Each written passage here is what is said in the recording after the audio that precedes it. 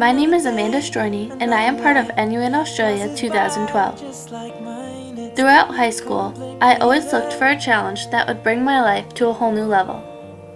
When I got an offer to travel halfway across the world to study in Australia, I knew I had to take the opportunity.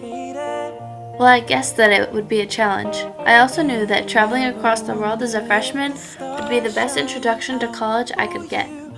Float down like autumn leaves and hush now. Close your eyes before. After 24 hours of plane rides and a 14-hour jet lag to contend with, we arrived in Melbourne, Australia, and so the journey began. The first few days were busy as I struggled to get organized, set up internet, meet roommates, and buy groceries and other necessities. I also managed to blow my entire apartment's electricity for a full 24 hours after sticking a power cord from home into the adapter. Let's just say that was an interesting way to meet my roommates.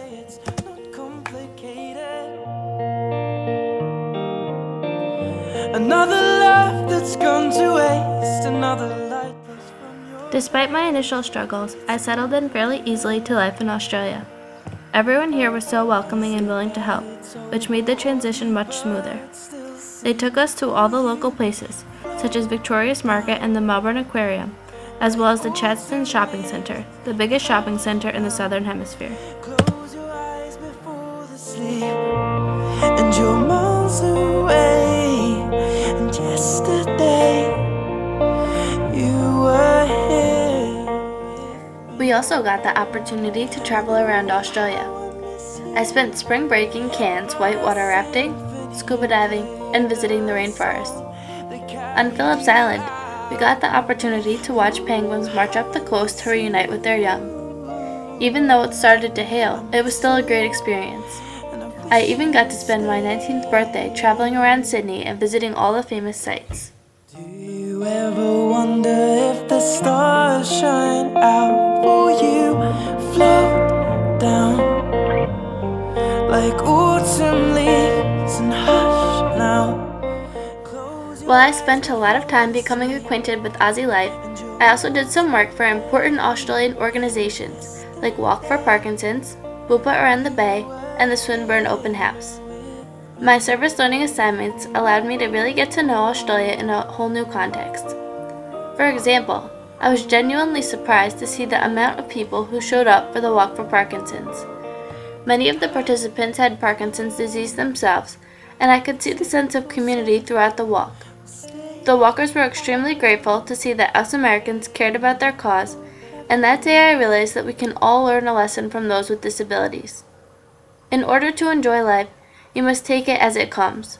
While it may be hard for these people to get out of bed every morning, never mind participate in a 4-kilometer walk, they find a way to overcome their struggles. Everyone was such a motivation. This city never sleeps. I hear the people walk by when it's late. Sirens leak through my windowsill. I can't close my eyes.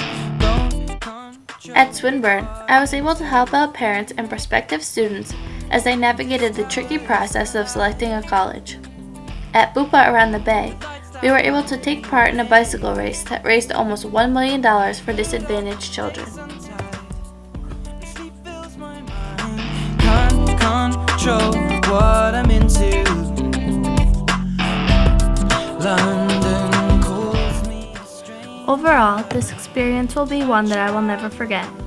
From learning how to cook the Australian way from my boyfriend Justin, to surfing with other Northeastern students at Torquay Beach, to just hanging out with friends and learning Australian slang, there was never a dull moment here at Swinburne. The life lessons and the friendships I have acquired here will last me a lifetime. I know that I will be back to Australia very soon, because not only did I learn how to be a college student here, but it has also become my second home. I have made a new Australian family, and nothing will ever come close to comparing to my first semester abroad. This may have been my first experience outside the country, but it will not be my last. Living in Australia was definitely the challenge I was looking for in my life, and I will take the lessons I have learned here and put them to good use in America. Australia, I'll see you later. I find it trips me up and puts me